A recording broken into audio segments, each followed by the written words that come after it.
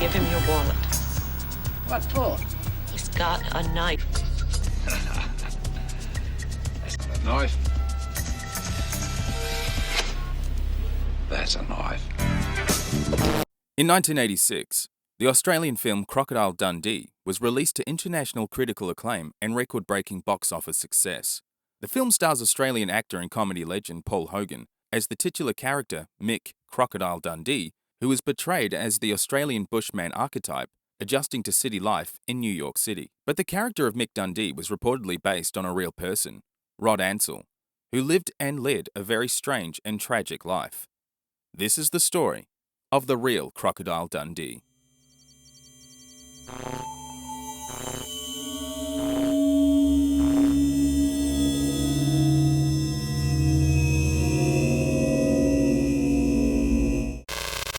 Welcome to another episode of Shadow Matter, where we will be exploring the real-life inspiration for Paul Hogan's character, Mick Dundee, and the very strange and dark incidents and exploits of Australian Outback grazier, Rod Ansell.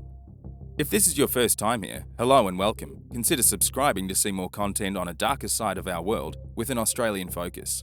If you would like to learn more about today's episode, all links of sourced information can be found in the description of this video.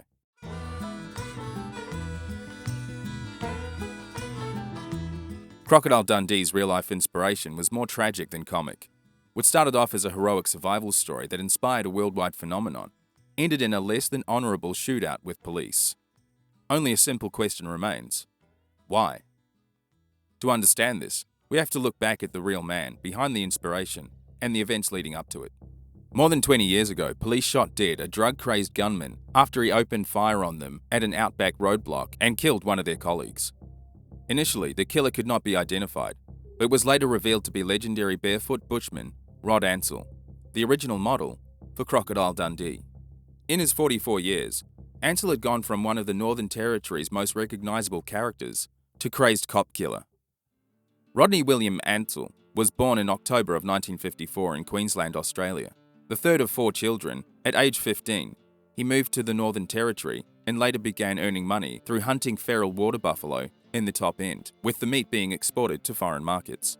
In late 1977, this seemingly reserved man of the land would be thrust into the spotlight after spending a total of 56 days stranded in a remote croc-infested river and his tale of survival that made him a local celebrity. Ansell had just finished a job near Kununurra in Western Australia's Kimberley region when he crossed the border into the Northern Territory to put a boat on the Victoria River. He was not specific about his plans, telling his then-girlfriend that he would be gone for a few months on a fishing trip, although he later recounted to others that he was rarely there to illegally poach crocs. Only taking with him a small amount of supplies, a knife, a rifle, and his 2 8-week-old bull terriers, he traversed the river in a 6-metre motorboat that was capsized. According to Ansell, the boat was capsized by, quote, something big, later recounting it to be either a whale or a large croc. He later managed to climb into another 3-metre dinghy, saving his dogs, one of which had a broken leg, and managed to salvage his rifle, 27 bullets, 2 knives, some canned food, and only 1 oar. With no fresh water and no one realising his predicament, Ansell was stranded almost 200 kilometres from the nearest permanent settlement. On the first night in the dinghy, Ansell drifted into the Timor Sea and eventually washed up on an island in the mouth of the Fitzmaurice River. He was now no longer on the watercourse that he said he would be. The following days saw Ansell's dinghy move up the river with tidal flows, in which he was eventually marooned, without fresh water and little in his dinghy to eat. Sparing his bullets when he needed, he shot wild cattle and buffalo. He reported to drinking their blood to stay hydrated, caught goannas, and followed bees to their hives for honey. To protect himself from crocodiles, Rod slept in the forks of trees and once shot a 5-metre croc to protect his dogs, keeping the head as a souvenir. Over the course of 8 weeks, Rod Ansell debated the possibility of being rescued, as the search party would most likely be searching for him in the Victoria River and not the Fitzmaurice. Adding to that fact, he told others he would be away for months. After 56 days, Rod Ansell heard the distinctive tinkling of horse bells. Tracing the sound back, he was drawn to 2 Aboriginal stockmen and their cattle manager, Luke McCall. Although he was somewhat emaciated, Ansell was otherwise healthy. Once home safely, Rod Ansell initially kept the 8-week ordeal to himself, saying that his river experience had simply not been a big deal. Quote, "All the blokes up in this country who work with cattle, ringers, stockmen, bull catchers, whatever, all of them, have really narrow shaves all the time, but they never talk about it. It's like going out to shoot a kangaroo. You don't come back and say you missed it by half an inch. You either get it or you didn't. So that is how I looked at it, until the papers got a hold of the story, and that changed a lot of things." End quote. By the time the media got a hold of the story, Rod Ansell was thrust into the spotlight, being dubbed the modern-day Robinson Crusoe. Later that year, he met 22-year-old Joanne Van Os, a Melbourne radio operator working in a remote Aboriginal community at Wadea. They married and would have 2 sons, Callum in 1979 and Sean in 1981. The couple lived a simple life, camping under a canvas sheet with no running water or electricity.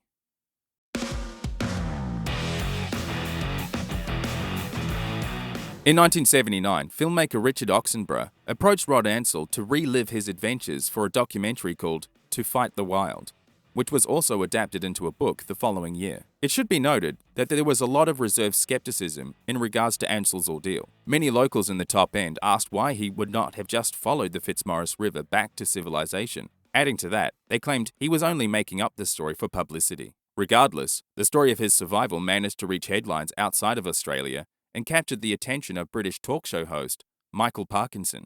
In 1981, Ansell agreed to be interviewed by Parkinson in Sydney, and his tale of survival reached an even bigger audience. Ansell attended the interview barefoot and recounted his antics in the city, stating that he preferred to sleep on the floor of his hotel room and was utterly confused by the concept of a bidet. If this at all sounds familiar, it's because the real-life scenarios were lifted into the script of the 1986 film Crocodile Dundee. The interview caught comedian and actor Paul Hogan's attention and inspired him and co-writers Ken Shady and John Cornell to create the character of Mick Crocodile Dundee. The ensuing film tells of a New York reporter who travels to the Northern Territory to do a feature story on a bushman and crocodile hunter, Mick Dundee. After being impressed by Mick's antics, the reporter invites him back with her to New York City to continue the story. What follows is a fish-out-of-water story that ends with a budding romance. The film was made for 10 million Australian dollars and grossed over 330 million US at the box office, becoming the second highest grossing film of 1986, just behind Top Gun, and the highest grossing Australian film of all time.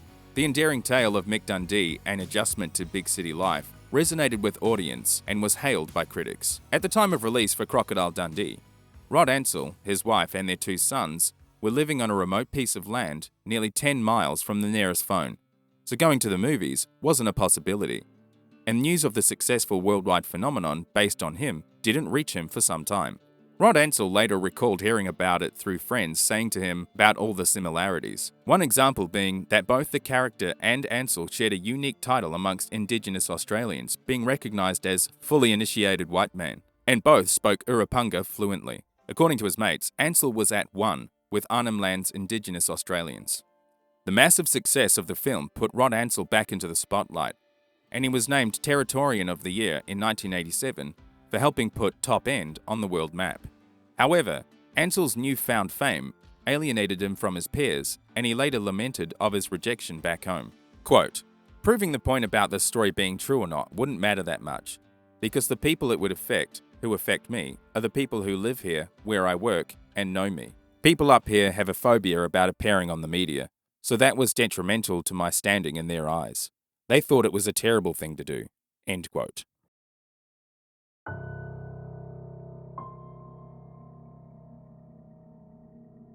A few years after the release of Crocodile Dundee, Rod Ansell and a friend attempted to capitalize on his celebrity status and start a tourism business on his piece of land, calling it the home of the real Crocodile Dundee.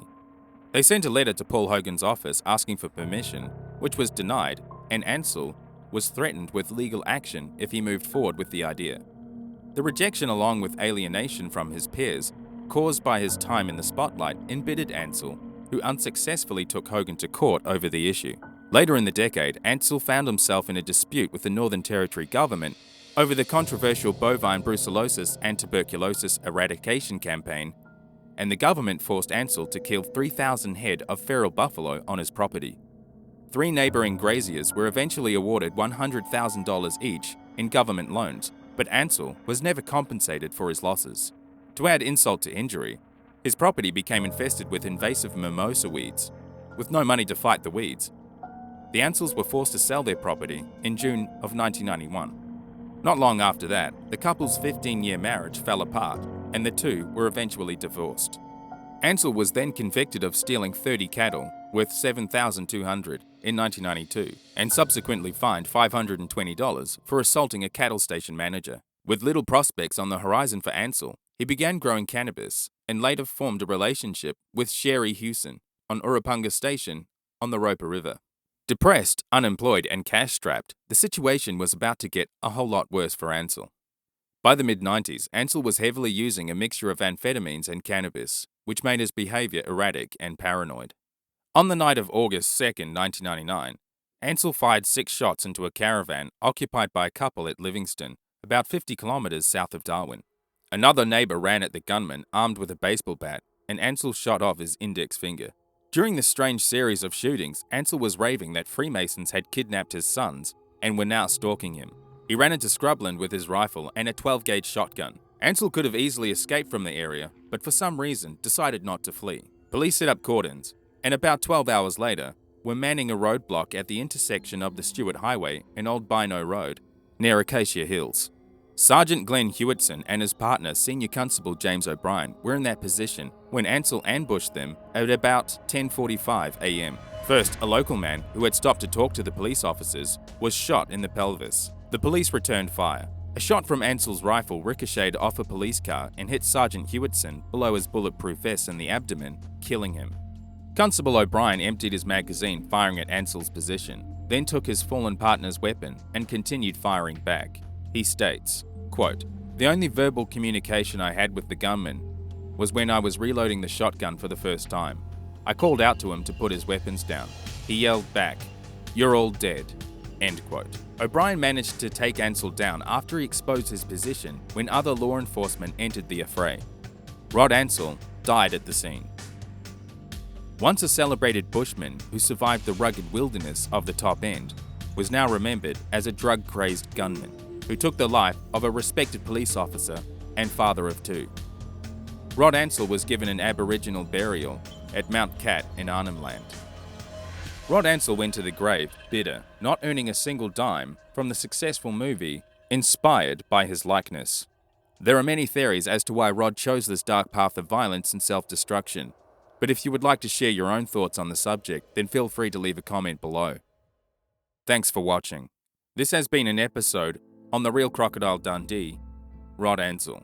If you would like one of your comments to show up right here on the screen, then start a comment with Shadow Shoutout. And if you like this video, then don't forget to give it a thumbs up. And don't forget to subscribe to see more content like this, and hit that notifications bell to keep up to date with the latest videos. And together, we can explore the strange, the terrifying, the unknown, the shadow matter.